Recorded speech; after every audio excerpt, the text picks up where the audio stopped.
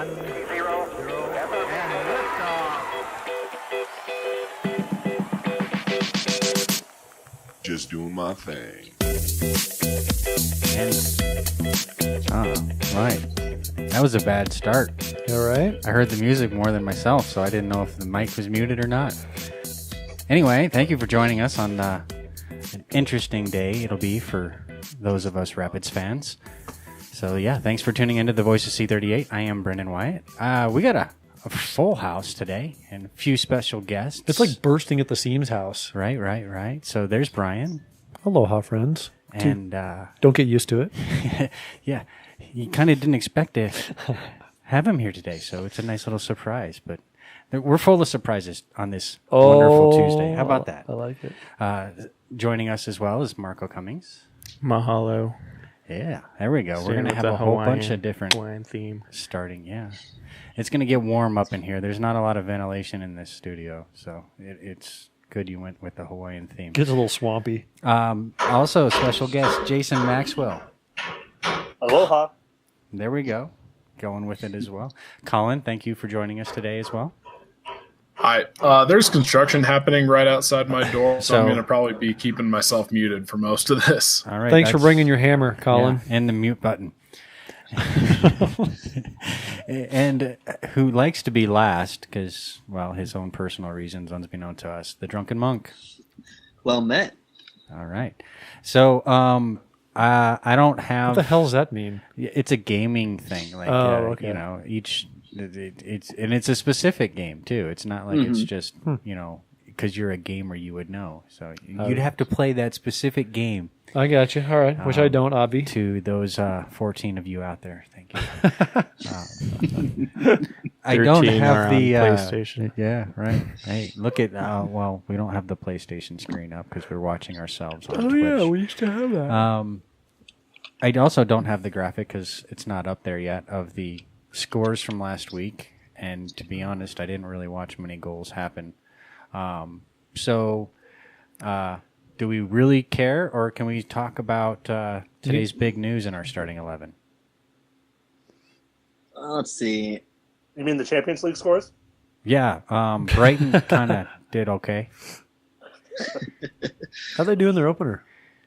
They did okay. Yeah? I mean, they played Man City, so, you know. What was the result? 0s. All right.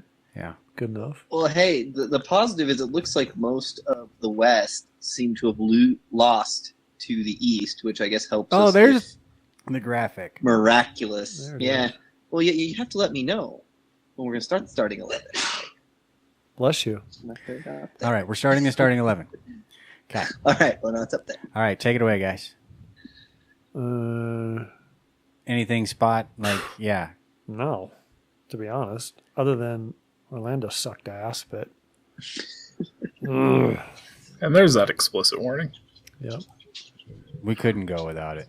Our man Dylan made the bench. So did Lewis Gill. I know, I'm just saying for that match.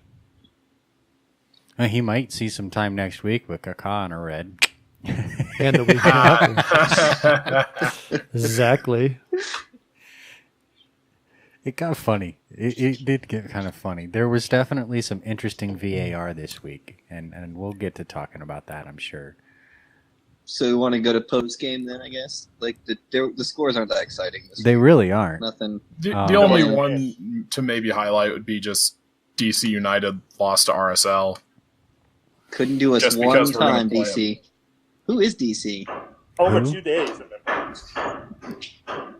That game took place over 2 different days. Oh, yeah, because they had a delay at the second half. When did that delay, like at what minute did that kick in? I think it's halftime they called it, didn't they? Something like that. So that makes more sense. I don't know if I'd really want to be that interested in watching the game the next day. I mean, with our rain delay, I didn't care. I mean, it was the end of the night, and I was like, oh, all right, let's catch up on Game of Thrones. We got a new episode tomorrow. Yeah, I just looked at the score the next day. I'm not going to lie. And obviously the Denver Post didn't really do much either. They thought it was only a half 45-minute game.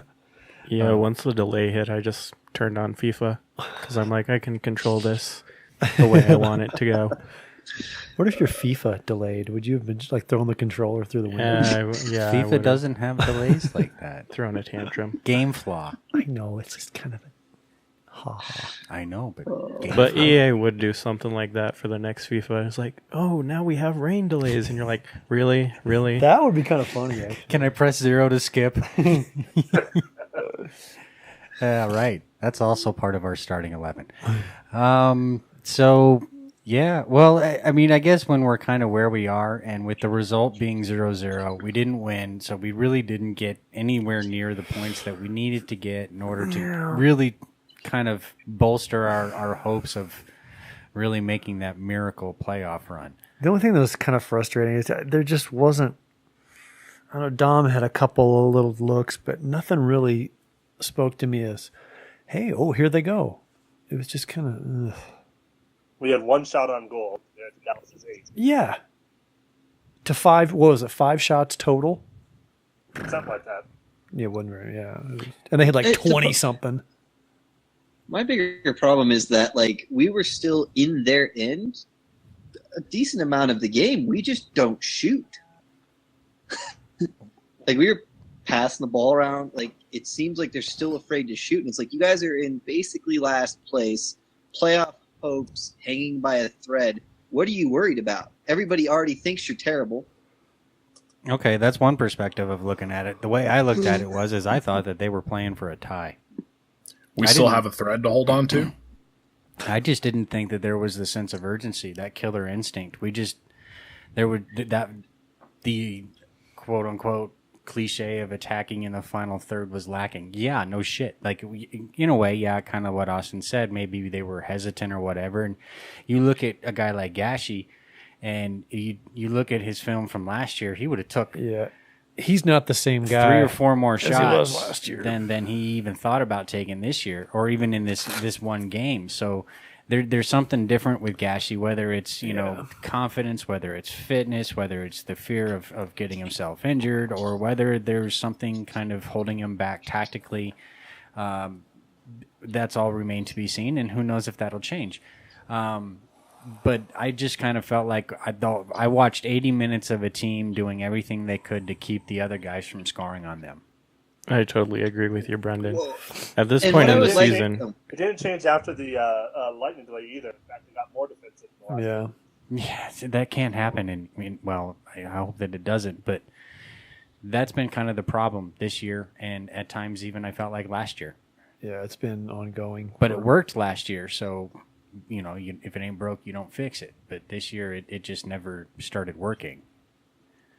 But True I that. guess I would love to go into halftime without having to sub one of our 4 backs.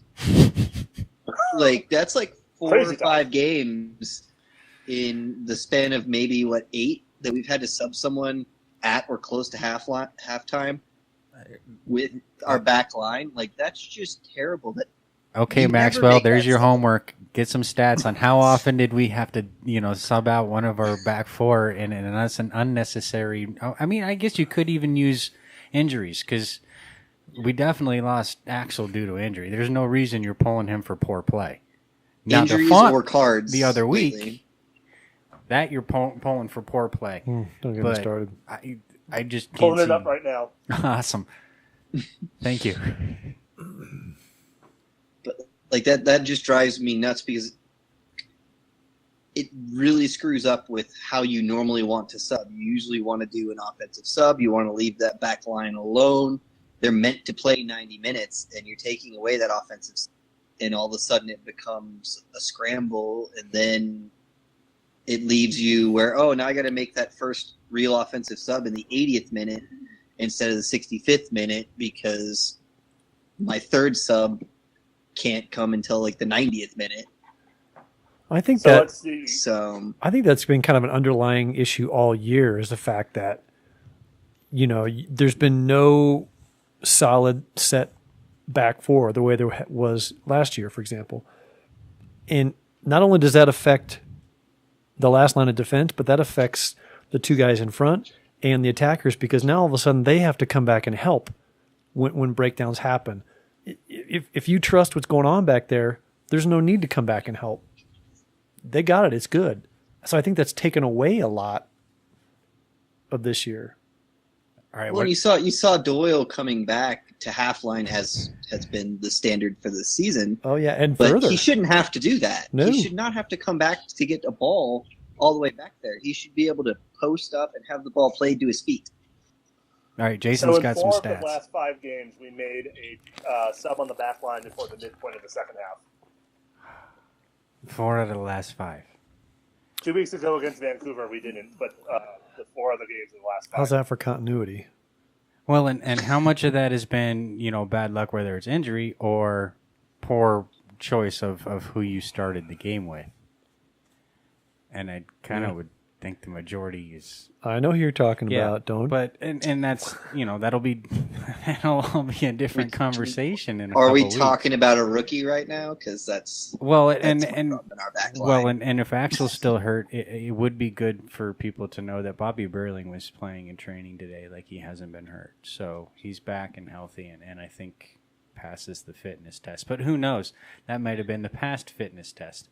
I have a feeling that the new bar sheriff in for town. fitness might be a little higher than it has been. So we'll see. Well, I think since we're tickling the subject, let's go into Pablo.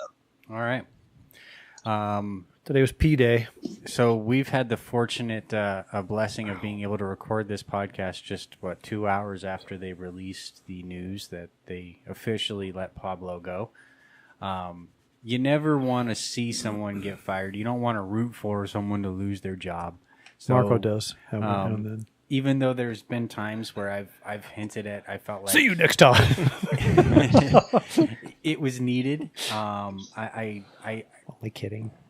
I'm not gonna look for the negative in this situation of they should have done it sooner or about time. It did need to be done. I think it was all something that needed to be done. I think it was more about when did they have something or someone lined up, because I don't think Padraig wanted to be in a situation like they were when they brought in Pablo, and that wasn't his doing. That wasn't, that was kind of a whole debacle. And I think that when it comes to things that Padraig does, Well, and he's a planner. exactly, We know that.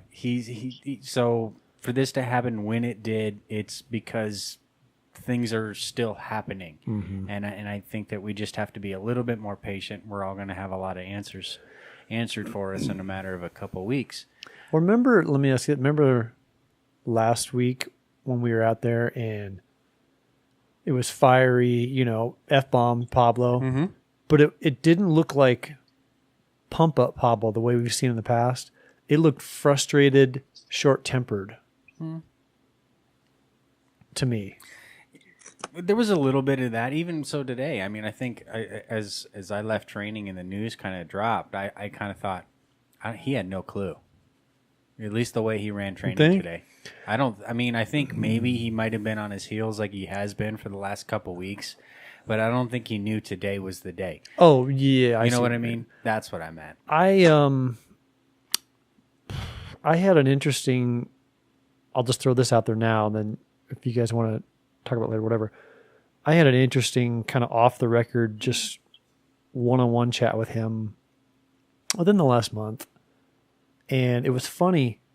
You know what kind of guy he is. And you talk to him, he's fired up and he's I don't want to say intense, but he's excited. He's like, He's like Josh Gad. Passionate. yeah, But it was interesting in our conversation.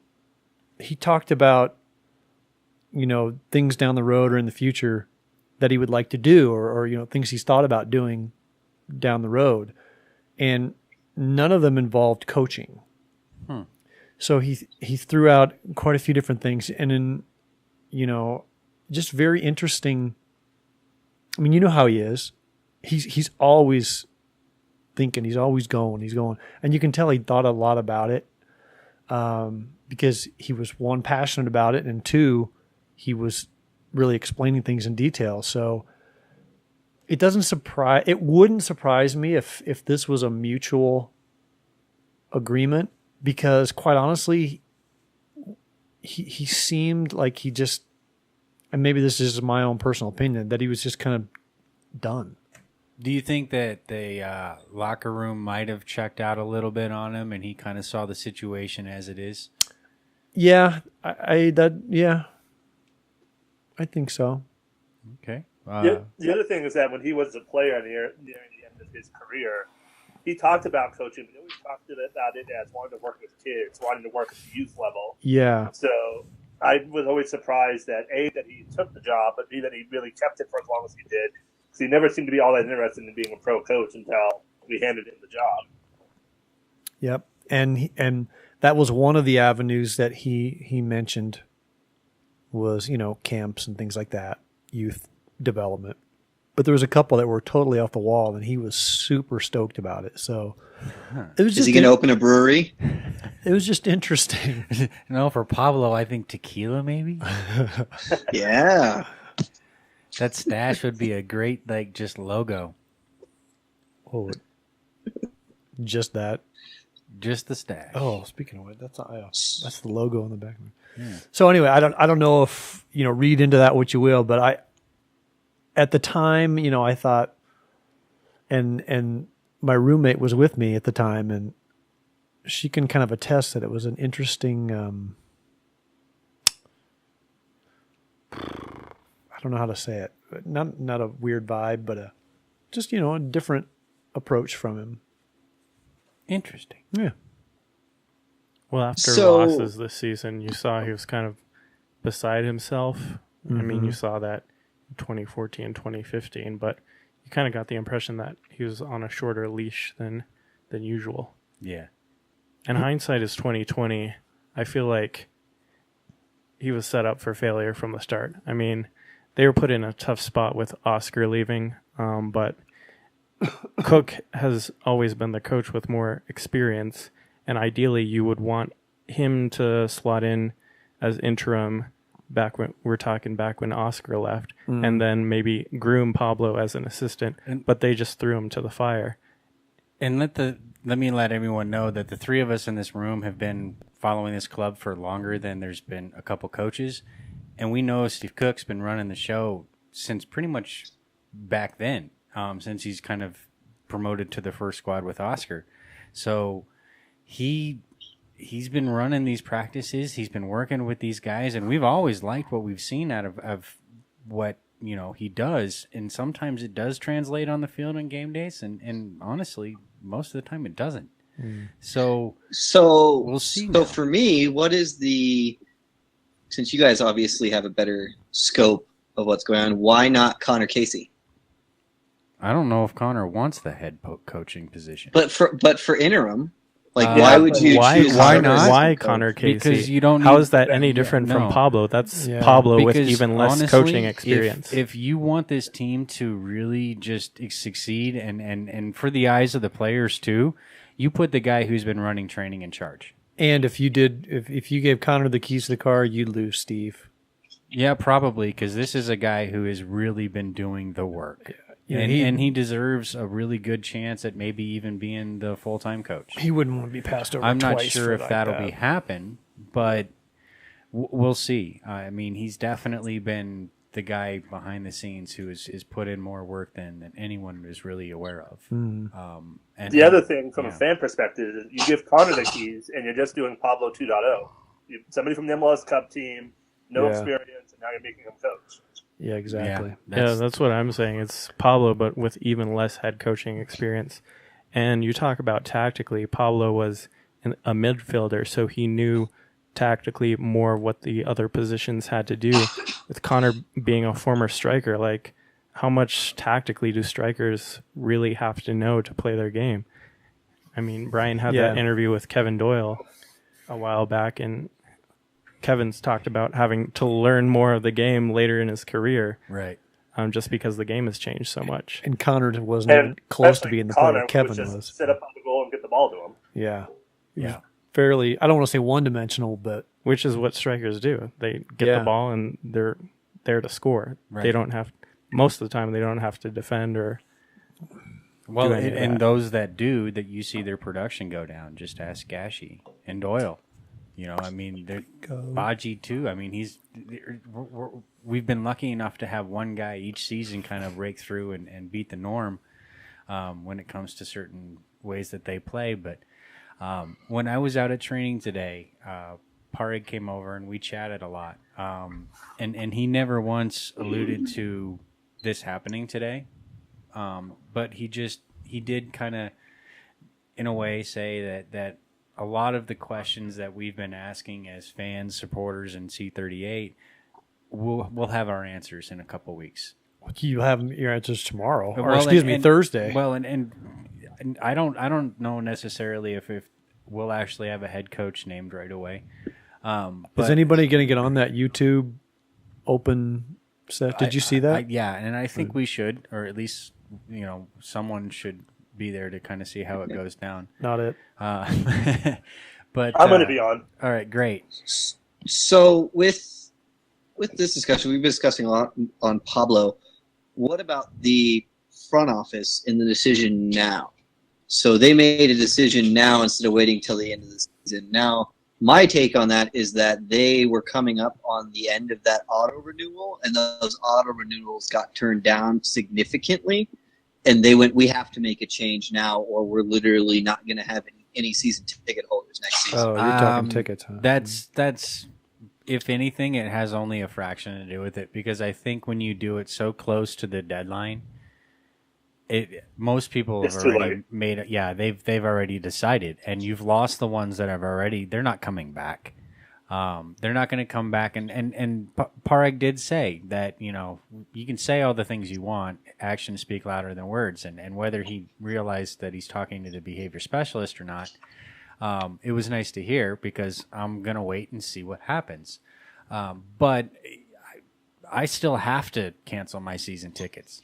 I can't afford it. I mean, Pablo or not, like it didn't matter. That was, just kind of one extra. Like, I could say it's because they kept the coach. Like, that's my dad. But is my dad going to come back now that Pablo's gone? I'll ask him. He's out of town. But he hates pro. Yeah. But I don't know. With VR, you never know. And Brian's got some thoughts on VR, so we'll get to that in a little bit, because not everybody's had their chance to kind of voice their thoughts on Pablo out. But, yeah. What else do you guys think? Well, the other thing about the timing in the front office that often brought up that I'm wondering is this is, Tim left July 1st, and then we jumped directly into the transfer window. Midway through that, Smith was given the interim GM title, but presumably was still working on the less than successful transfer window. And it's really only been in the last week with the window closed that he could then turn and focus on the rest of that job. So I'm wondering if that isn't part of the timing as well. That's not a bad way of looking at it, too, because, obviously he probably was balls to the wall, and he was overseas doing some scouting stuff, and he wouldn't allude to exactly what, and maybe that has something to do with the future. I don't know. Again, we'll kind of how clear the puzzle pieces will be made to me will be, I think made step by step over the next couple weeks. But I really think that the timing just happened just more because whatever Parig was doing to bring in Pablo's replacement is finally kind of coming through. Because I don't think they would make certain moves without having certain things in place. And who would you want if you had your choice? Well, who do you think they could bring in? I haven't thought about this at all. I didn't put any sort of stock research thought at a head coach at all list. To be exactly. I couldn't. And the way I look at it, I would just give it to Cookie for the rest of the season. And maybe if you work something out for someone to come in the next time around, but I got nothing wrong with giving it to Cookie. Although, I mean, like we said, but if you asked me who I think is one of the best coaches and soccer minds I've ever talked to, worked with, and dealt with, is Marcelo Balboa. I think that guy can coach, and he has an eye for the game, and he knows what he's talking about. And I've had a personal experience coaching with the guy because I worked at the same high school, and I feel like this is, if anybody could do it and make people happy, it'd be him, but he doesn't want that job. Exactly. I really don't think he would want that job. But someone with that kind of mind I'd be completely happy with. And I don't care if I don't know him or not, because I can do the research. But at least I John Spencer? I heard attacking a lot. The word attacking. And we heard that before we got Oscar. And then we got Oscar, and he was an attacking coach. And we started to see it, but then, we also, some of us knew Oscar's ties to Dallas and feared what happened. So hopefully this next situation isn't the Oscar situation 2.0. Well, that's the thing. Do you want an MLS retread, or do you want somebody from outside the league? I'm pretty confident it's not going to be an MLS retread. And I'm hoping it's not. I'm really not the only really thing I care about is I don't want another rookie coach. I want somebody who's coached at the top level, at a division, first division level, at least once prior to this job. Because we've had 3 straight rookie coaches now, and it's exhausting as a fan. Bring us gigs. Thank you, Mr. Stat Guy, because I forgot all about that. You got to count Gary Smith and Oscar. That was his first go at ahead, and now Pablo. So that's really, I think if you go back to Fernando, I think he was in the same boat. I think well, no, he was the Revs coach way before he was. Oh, that's right. That's right. Oh, yeah. Damn it. I did come up with a bit of a short list. Oh, here All we right, go. all right. Some of us actually came prepared here. Okay, good. So God, Brendan. Mute That him. makes a first. Robin Fraser was linked to the job before Pablo took it. I think he would be a good option considering the success he's had at TFC, and he has Rapids links. So. Attack-minded. And you already mentioned John Spencer. And Robin's coached under good coaches, head coaches. He's been an assistant. He has the experience, and he can also manage personalities. You look at TFC, the personalities they have up there. He has the experience to manage personalities. At times, I think that's what Pablo struggled with situations with certain players. Shane O'Neill. Youngsters. Maybe Cerna. Yeah. I like it. What else? A guy without a job right now, Dom Kinnear. I don't think a lot of people would like that. I would be fine with that. Because it would be Pablo 2.0 in the sense of tactics, bunker and counter. But I feel like that's a strategy that works at altitude. So Smith says he's not looking for that. He did a statement afterwards and said they're looking for somebody that wants to develop young talent and wants to be attack-minded. Yeah, that's not Dom Kinnear. Yeah, but it's a guy who's looking for a job. It's a name. Yeah. But that being said, I don't think the Rapids are necessarily in the position to look for a name.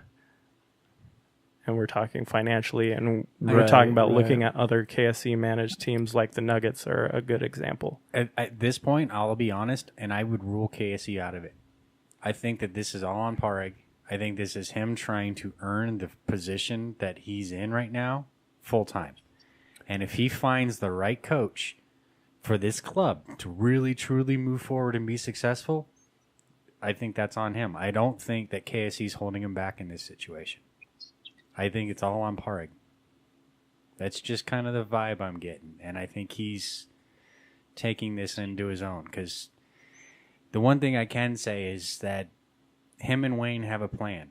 And they're happy to be able to move forward with it. And the vibe I got is they couldn't before and they can now. So obviously Junior Kroenke's in their corner.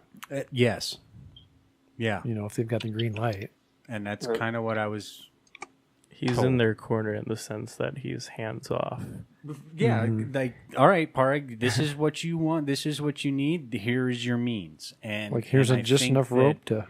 Yeah, and I think that within his means, he's going to find the best suitable candidate for what we're looking for, hopefully. So, my question is... if you're looking at...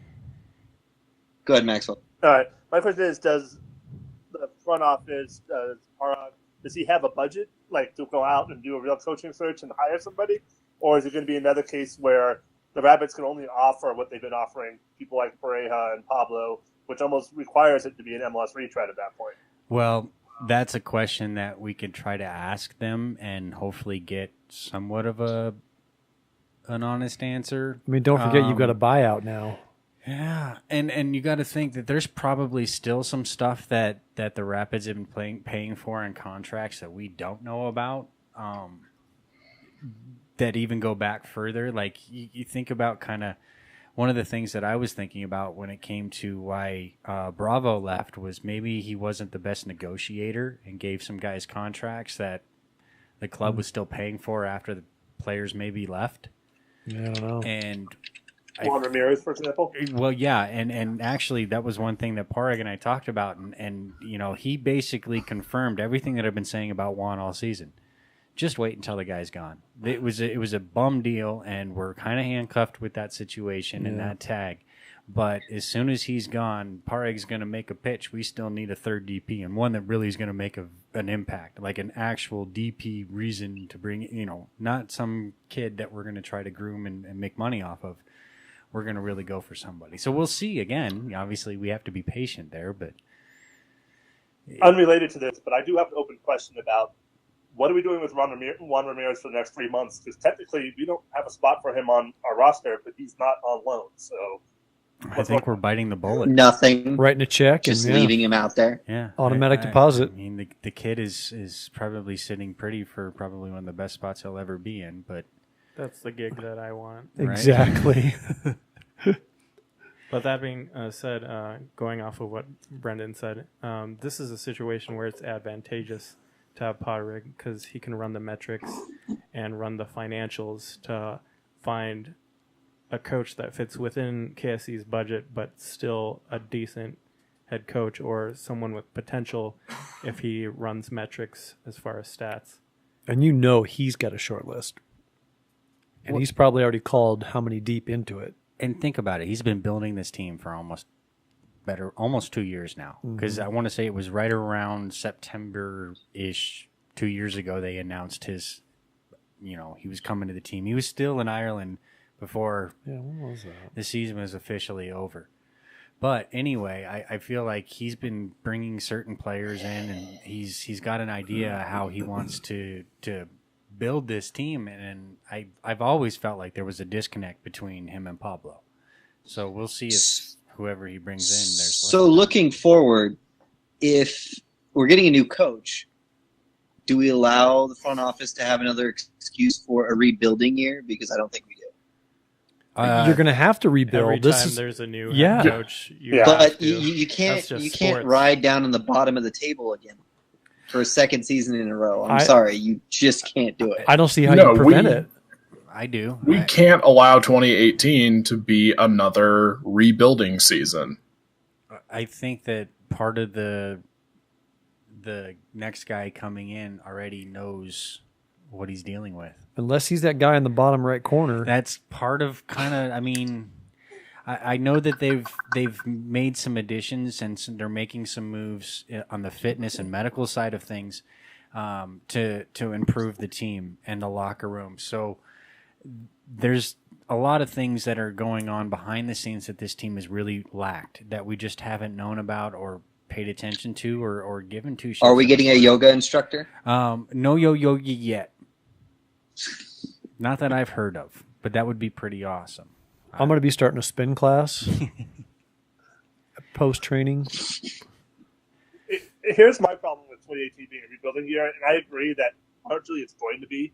You don't make this change and expect to immediately compete next year, especially with the state of our roster. Mm-hmm. But if they're going to do that, they need to come out and say that like right now. It'd be 100% upfront and honest with the fans and say 2018 is going to suck. We know we've put you through a lot over the last 5-6 years. We know we're asking for a lot here.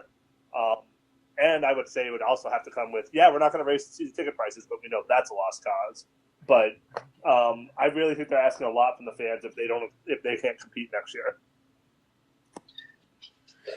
I don't know if it'll go down completely like that, but I could easily see them kind of saying, well, obviously our expectations are a little lower than they were, but I still think that they're gonna tell us that they're aiming for playoffs.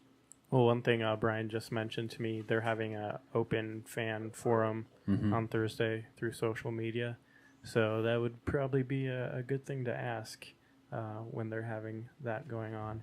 Yeah, that's a good question, I think, right there. Since we're asking the another question point to ourselves, I have to make towards the positive is the club, as far as its attractiveness to a head coach, is a lot better off than it was when Oscar left, because you have Tim Howard, Gashi, those pieces that are more attractive to bring in a head coach.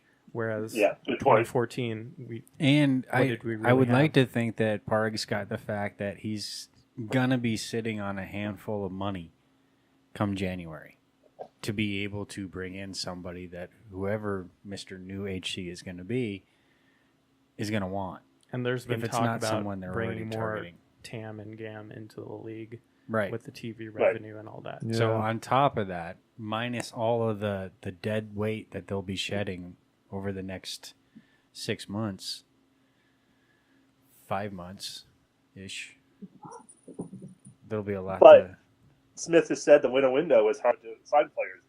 So, well, let's just hope that was an excuse for the now.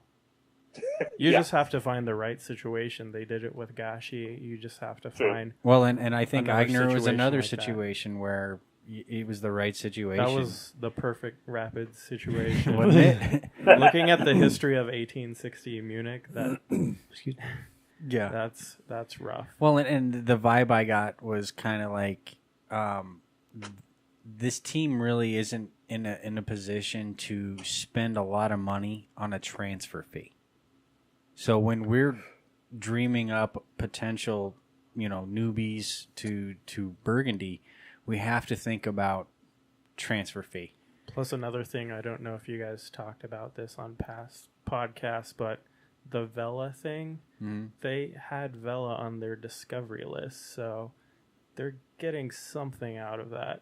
I mean, you know how MLS is very not so transparent about those kind of things, but the Rapids have to be getting something out of that because he was on their discovery list. Right. They just weren't going to pay the transfer fee. Or was that part of the Tim Howard deal?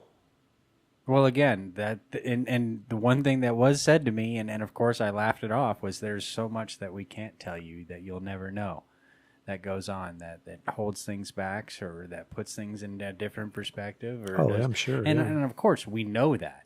Like, that's just the nature of the business. We're not able to know everything, and we probably shouldn't.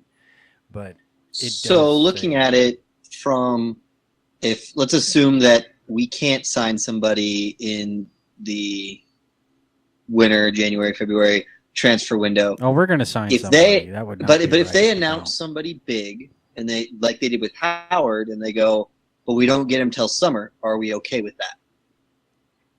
No. I'm not. I just, in general, I think that was part of my rant that I went off on a month ago was that this club just has never been able to have a properly well done transfer. I'd like to actually just see that happen. But what if we're talking about Chicharito?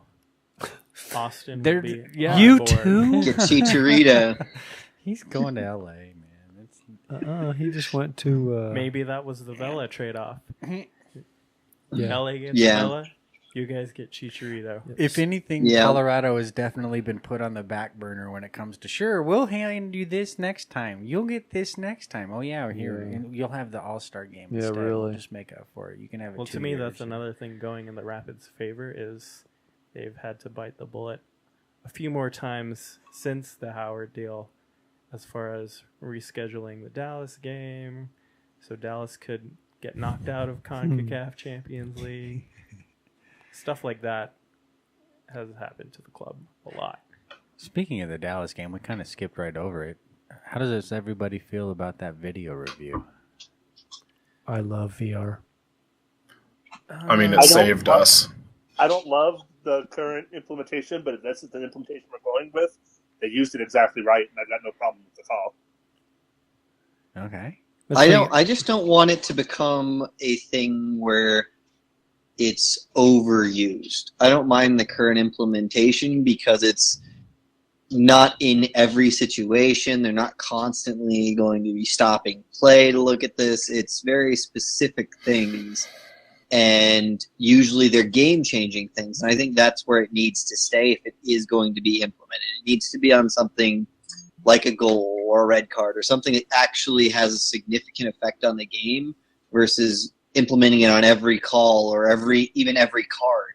Like, I think that starts kind of making soccer be more stalled out.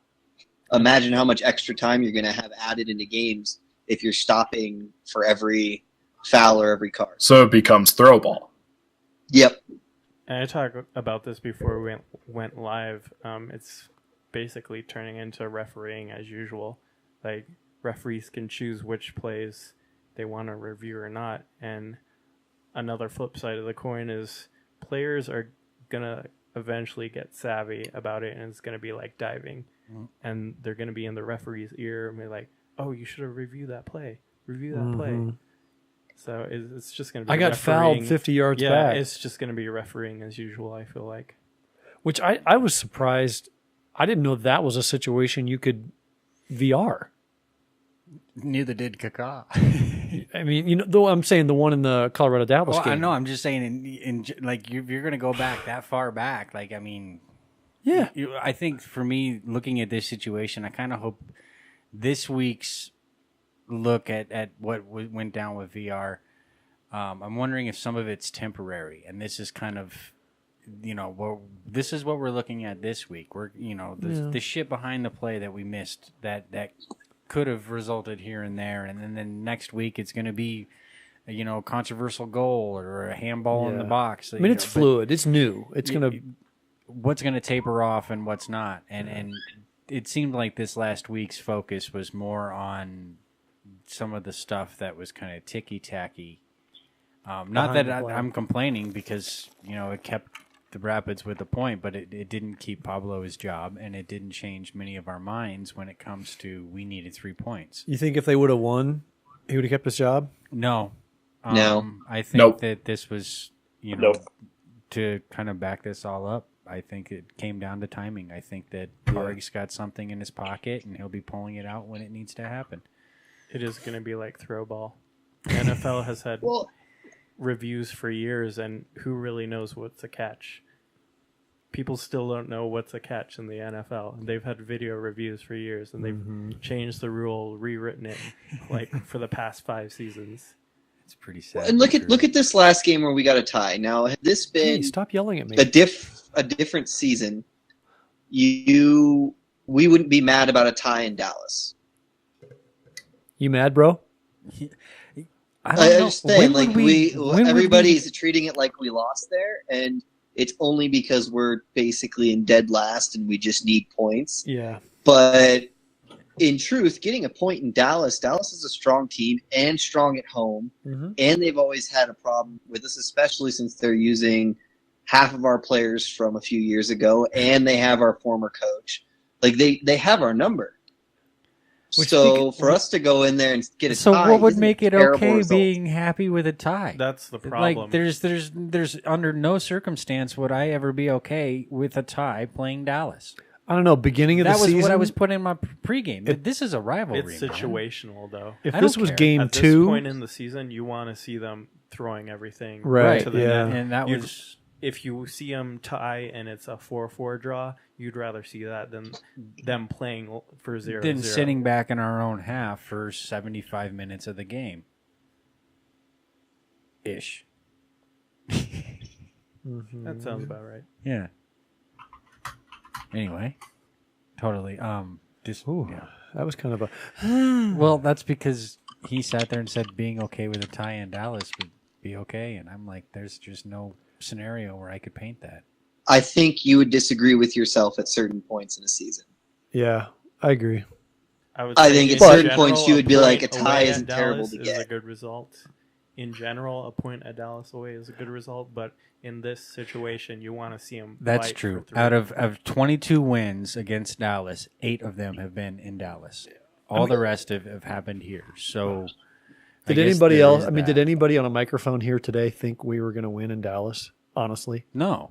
Hey, no. I said we were going to win 2-0. Oh yeah, but that's just because you were like 6 whiskeys in. I was going to say, how many drinks were you in by the time we finished? You just wanted to be a little contrarian. Yep. So we want to move on to I was this just going to say, upcoming are game? we going to give our thoughts on DC then, or any closing thoughts on Pablo? Should we talk about the Powers trade? I think that was pure genius, and I told Parag that today. Yeah. I told him because it was coming off of the fact that he's said that he's still trying to get rid of dead weight in contracts, and that he alluded, and I made a comment earlier that there might be some people that are still getting paid that aren't even part of the club, and that happens everywhere you go. Deshaun Brown. No, that was no. not, We sold Brown. Yeah, we made money off of that one, but either way, I was like, well. Honestly, the Powers deal was genius, and as far as I know, there isn't anybody complaining. And I don't won't think complain, but I don't think it was genius particularly. Yeah. We're still eating his salary this year, and as I understand it, he was going to be out of contract at the end of the year anyway, and off our books. So I don't think we really gained anything other than. But we gained an opportunity of being able to pick up maybe a nicer player that we can work with. At a cheaper Brendan, you're talking to Maxwell. Maxwell doesn't look at opportunity. Maxwell looks strictly to the now and the numbers now. Right. Well, and that's why I like him. He's. I Maxwell doesn't care about positive vibes or the factor he could do really good, and that we knew that Powers was going to be out the door, so giving us an opportunity to see somebody else that may or may not. And it's be only a good costing signing. us a small amount. I mean, I really. I actually agree that we get a 12-game loan of Bill essentially to decide if we want to keep him or not. Yeah, right, exactly. So I guess I'll go as far as to say maybe it wasn't genius, but I thought it was a pretty smart move. Well, that's the other problem with MLS is with all these transactions and trades, you can't properly assess them because you don't know the financials of it. Yeah. How I well, they see were pretty it is explicit on this one. I was surprisingly so how explicit they were about this trade. So there was a lot of tangibles, I think, that raised questions with his availability, and I think that they kind of had no choice to be somewhat transparent when it came to that. I saw it as mostly a like for like. You get a slight uptick with Gill because he's gotten opportunities at the international level, so he has that experience, which you don't get from Powers. He's played with Cerna, too. So there's chemistry there. And Marlin. It's a FIFA player in you. And Miller. Making sure the chemistry is there.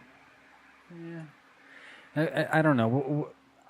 I didn't have a problem with it. I really kind of felt like, maybe Powers needed to change the scenery. And yeah, on both sides. And sometimes when you see that, the player and that's kind of where I look at the ticks situation. a bit up in their production is change the scenery somewhere you see. I think it's a great move for Dylan. I think it's something he needed for a long time.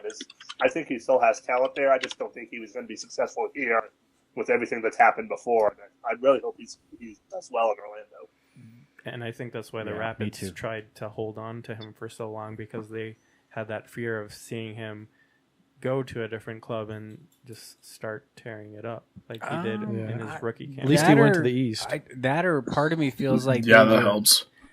I think they were trying to hold on to the fact that they thought he was more valuable than what he was. I mean, they signed him to a big contract, and if you're going to move a player, you want to be able to see what you can do to move a player. And I think that, unfortunately, the way we used Powers over the last couple years dropped his value to the point where he really wasn't attractive to anybody anymore. And where he was, we kind of didn't pull the trigger maybe when we should have, because we thought he was more worth it, because we just signed him to this big contract and didn't want to lose him. Yeah, the renewal. And the front office at that time, and I saw this in the way they handled Jaime Castrillon and some of the other guys, if guys were being shopped by other clubs, their playing time dropped.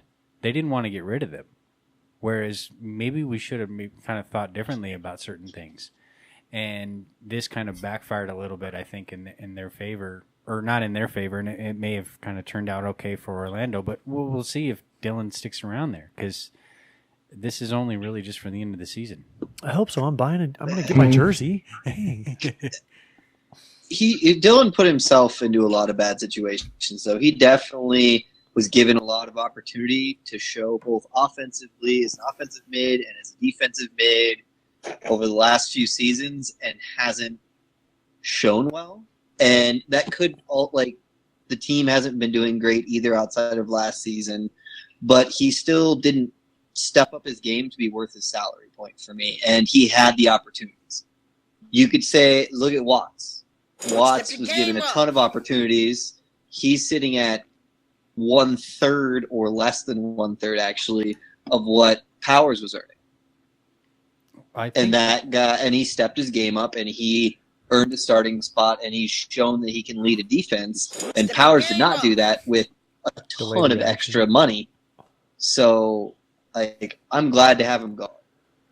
Well, Brendan and I have talked about this privately. There's other factors at play with his production dropping off. You look at the concussions, the miss penalty PK kick. miss at RSL, stuff like that. Just the system. And he just wasn't being utilized right. He wasn't being played the same way that he did with Oscar. And who knows how Kreis will use him. But if we all want to wish best for Powers, he's probably best with Oscar. Oscar knows how to play him. But we'll see how... Or Wilmer. Or Wilmer, that's true. But we'll see how Jason Kreis handles him. And we'll see kind of... There's a lot of questions we can ask ourselves about this Rapids club. But... really, we're just going to find the answers out ourselves each week, I think. Well, that's another factor at play. You don't want to see him go to a rival and start tearing it up, so they send him to the East, which is kind of wash your hands of that. Yeah, that was part of the genius part of it. Speaking of Christ, if that guy was available, I would be happy having him here. I think a lot of him as a coach and a manager. All right, so some C38 people need to realize this is coming from someone who's not quick. C38. Sorry, doesn't have that. I don't want to RSL interrupt hatred. much here. You're good. Go ahead. But did you guys see this little bit that was in the Burgundy Wave article that now the longest serving players we have are Cerna, Hairston, and Watts? Yep. Yeah, that makes sense. Mm-hmm. Yep. That just seems so weird to me to think that they've been around for only 3.5, almost 4 seasons, and they're the longest ones we've held on to right now. Shane O'Neill should be part of that. Welcome to MLS. Yeah, but Shane made his own bed somewhat too. No, he did. It was definitely both ways there. But it would have been nice to have had him part of that list too, because then you would have had a couple homegrowns. And is Juan Ramirez on that list? Well, the Drew Moore move definitely hurt at the time, but at this point in time, it's looking pretty good on our side. Right. Basically, he's been injured. He's been in and out of the lineup in Toronto, so it's looking. And Irwin. Well, Irwin as well. Yeah. Austin kind of took the words right out of my mouth. I was going to say even Irwin the same. There's been good deals made, absolutely. And I really feel like, and this was another thing I told Parig, is everyone he's brought in, they produced in their first year. Or they've at least mattered. Yeah. Now, what happened to him, that sophomore year or whatever else, and I had no clue what was going down today, and I didn't. Maybe I shouldn't have said some things, but it didn't matter. And really. Azira's been highway robbery. Yeah, in my opinion. yeah, exactly. And we said that last year. We thought he was just the golden ticket. And Saeed. Yeah, Saeed's again, really produced a lot. So when it comes down to it, those who He's coming. When I see it in the chat rooms and on the message boards, when people dog Smith, they really just don't know what they're talking about. Yeah. Because I feel like I think it's fair to dog him given the last 2 transfer windows, though. Yeah, I mean, but honestly, they've only had so much money to spend. Yeah, I mean, that's the thing. What did you expect to Getting rid of Sam and Mark freed room for Eigner. That was all they could do. And they had to sell Eigner on the fact that you're a TAM player, you're not a DP, and we're going to have to give you more money next year when we get more money, but this is all we can give you now. And he's still hamstrung by a KSC budget. Right, and that's what he kind of was alluded to. We can't do this unless we get more. And by getting more, we're going to have to get better at things. And it's kind of, it's a... The only thing KSC pays for, though, are the 3 DP salaries. Right. And they're going to have to want to. Right, but the budget, the TAM, the salary budget, everything of that just comes straight from MLS. So that shouldn't be any more restrictive than any other team unless we've invested so much TAM money elsewhere that we can't get back. That's what I was talking about why I think maybe it's a good thing that Paul Bravo's not around, and I don't feel like maybe he was the best negotiator because he maybe gave people more money and incentives and in places that we didn't know about in order to lure certain people in. Like behind the curtain type stuff? Yeah, and I feel like there were comments made that made me feel like they were more handcuffed on that aspect of it than we think they are. And a lot of freedom will be Yeah. given to them in the near future. Well, let's You I can think see it on all KSC teams. That's the thing. You could say that the Rapids do a terrible job at what they do, and you can try and blame it on Smith or Bravo or Pablo or whatever. But all KSC teams have this issue. They play up to mediocrity because that's the system that is KSC across all their teams in Colorado, across their the Rams, even over in Arsenal. Well, that's one thing about having Podrick is with MLS and the way their rules are set up, you can find an edge in gaining TAM and GAM with these transactions that are going on. You can't really do that if you're the Nuggets in the NBA or the other leagues that KSC is involved in. So that's one positive the Rapids have going for them is they have a guy like Podrick looking for that financial edge where they can get it. And he knows how to work the system, too. You're right, yeah. And, well, that's the other thing, too. Let's be honest, MLS hasn't done this franchise a lot of favors. You know, they're not the Red Bulls, they're not the Galaxy, which we know those big coastal clubs get some help. I think there's less of that now than there used to be, say, even 5 years ago, 10 years ago. I think now it's more that those clubs are big enough that they are going out there and forcing the issue on the league. I think LA is going out there and saying, hey, if you give us another DP slot, we can sign big name X, which would be good for the league. Paul And the league Tickling. goes, you can't really turn that down, so yeah, we're going to change the rules because you forced our hand type of thing. That's one thing the Rapids have going in their favor is the closed model.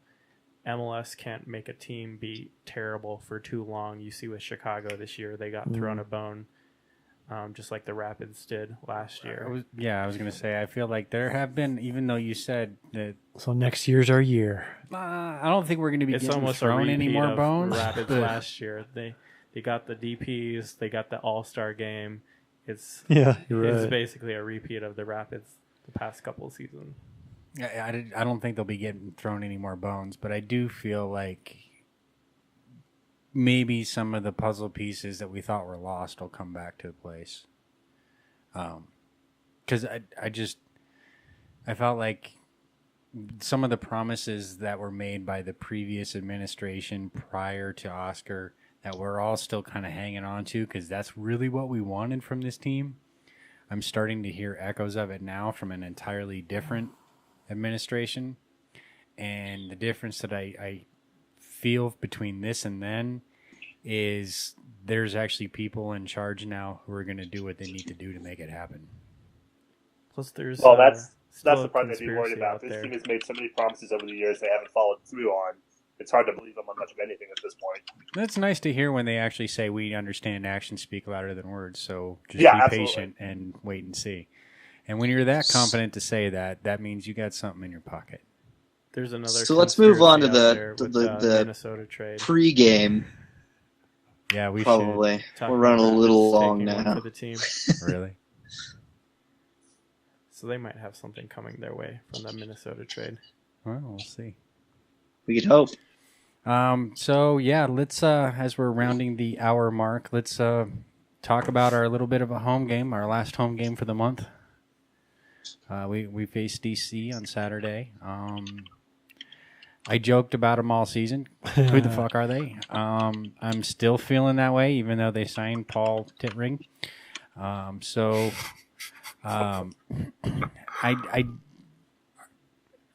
don't know.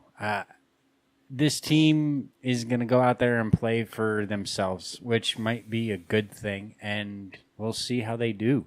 I'd like to think that I just don't know. I mean, it's kind of, this isn't something that I expected to see or hear. So even just thinking about my pregame and who to write up for the prospective 11, I have no idea who Cookie thinks should be there. Because I always joked, and I was joking but serious, Pablo picked his lineups based on who he appreciated their mentality, not so much their skill.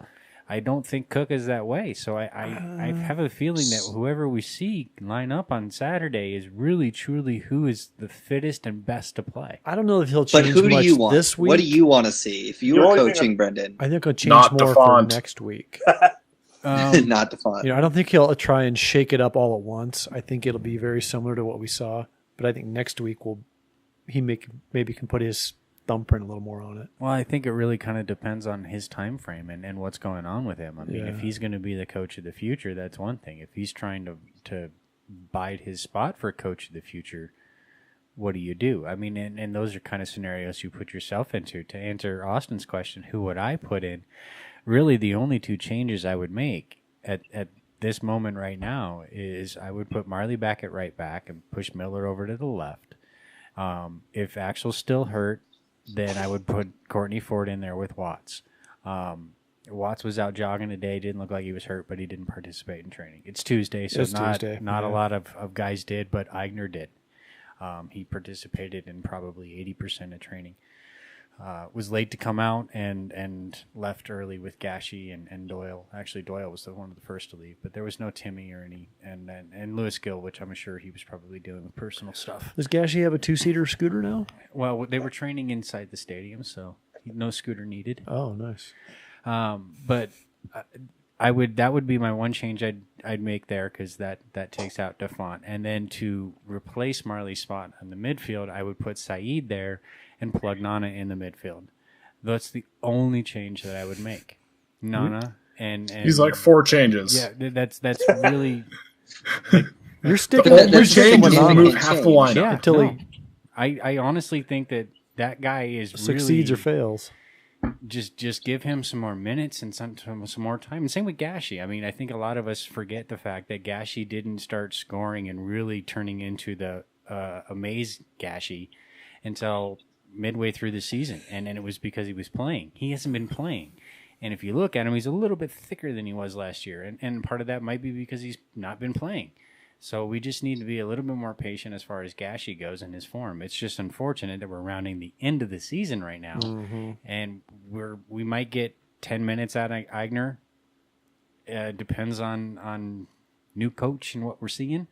How big of a statement does it make if Cook walks in and wins and makes a couple of small changes and shows that Pablo has been maybe playing a few people out of position, or hasn't been giving Nana enough time, or Gashi enough time, or like it makes the statement a lot of us have probably been making a little bit louder. Against DC, not much though. I was about to say, DC is pretty much, like, objectively speaking, the worst team in the league. I think they barely exist in the MLS. Well, you also they're averaging 0.79 points per game. We also have to take the scoreline out of it too. How is this team going to play? Kind of like I said earlier, when I watched them play against Dallas for 80 minutes, it was like the team was doing everything they could to prevent the other guys from scoring. If we go out there and we see, and like Marco said, if it was a 4-4 tie, would we feel differently about a 0-0 tie? If they go out there and it's 3-2 for a win against DC, how are we going to feel? It just depends on how they played and who played and how they played. And right now, with being Pablo being out, it's everybody's guess is as good as the next. I'm of the camp a win's a win. I don't care what it looks like on the scoreboard or who's on the pitch. Nope. Plus, you have to take into account that even whenever there's a coaching change in watch most your sports, tongue, mister.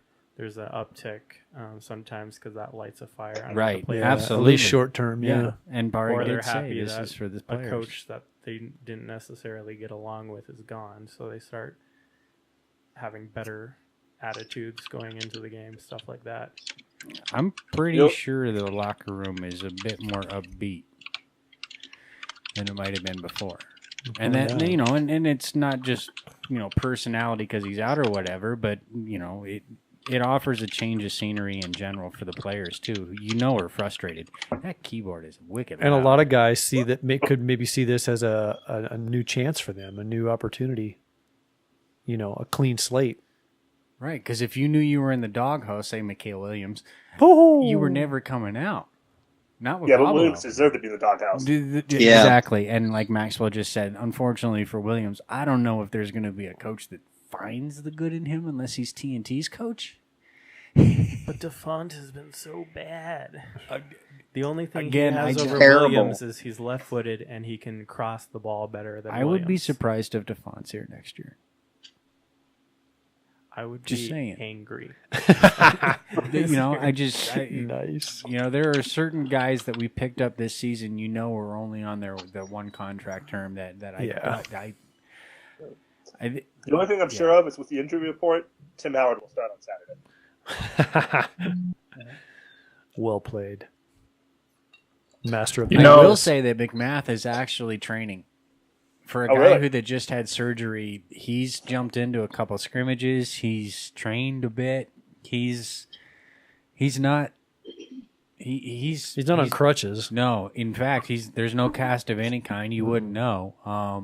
He was just wrapped last week, I think, wasn't he? Well, the day after he was out of training, I don't think Yeah. he's really missed a day of training, being out there or not. But this is a guy that I think we all will be very happy to have held on to. And I think the vibe I get is the club is very happy to have held on to him and has plans for him in the future.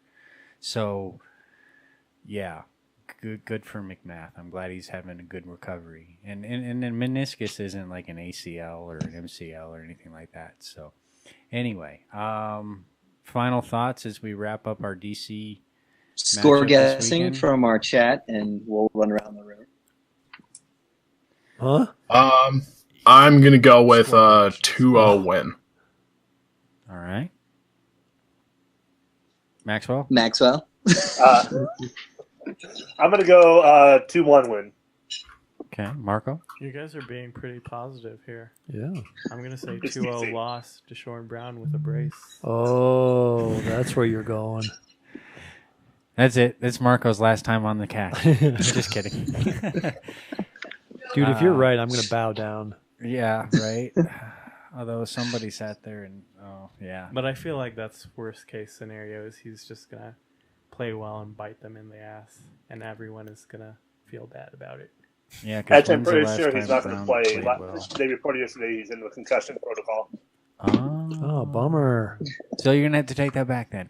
Paul Areola, Paul Areola. tit ring. He's not a scorer, though. So No. I'll say a 2 1-0 assists. Rapids win. There we go. Okay. Well, that's another thing. DC's a different team than they were a month ago. All right. DC made a ton of moves, Ton. and that's what you want to see from a last place team.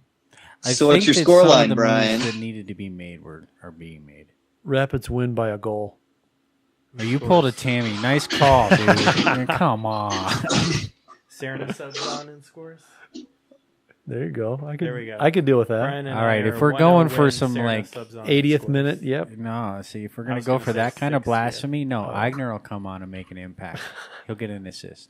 He's going to He's sub. still He'll sub on for adjusting Nana. to altitude. No, dude, this is the dude who came from Germany fit. I don't think it's going to take him very long. He's still adjusting to altitude. Well, as it was for the put next to me, 2 months. he's I don't know. It was kind of mentioned that he's got this week. Hopefully, he'll get some minutes. At the end of the game that this weekend. But then with the next 4 games being on the road, he'll have the opportunity of training at altitude but playing on the road. Yeah. So That's true. the process hopefully won't be so bad. I guess is Yeah. kind of. That never works. If you Training wanna- at altitude and then going down to sea. All right, Brendan. Where's your money at?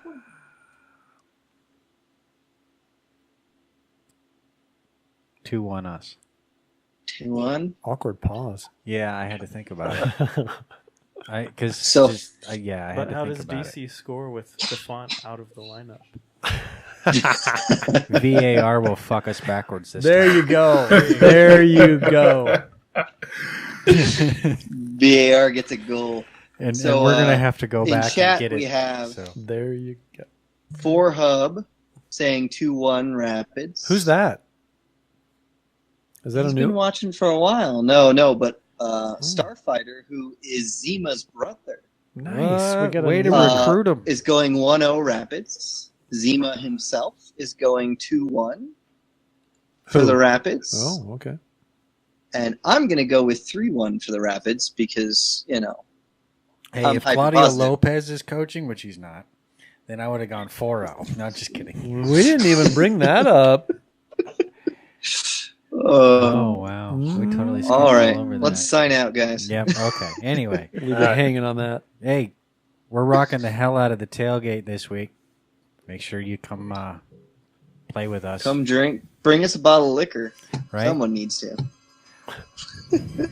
That's kind of, we'll provide the beer. Somebody's got to provide the liquor. Since we're not providing interviews. Yeah.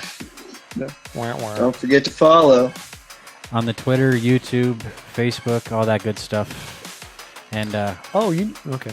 go ahead. I was going Nope. to say you can follow our guests, Marco Cummings and Maxwell. Don't do Twitter. Follow them at the View from the Couch blog. See you next time. Yeah, we're out.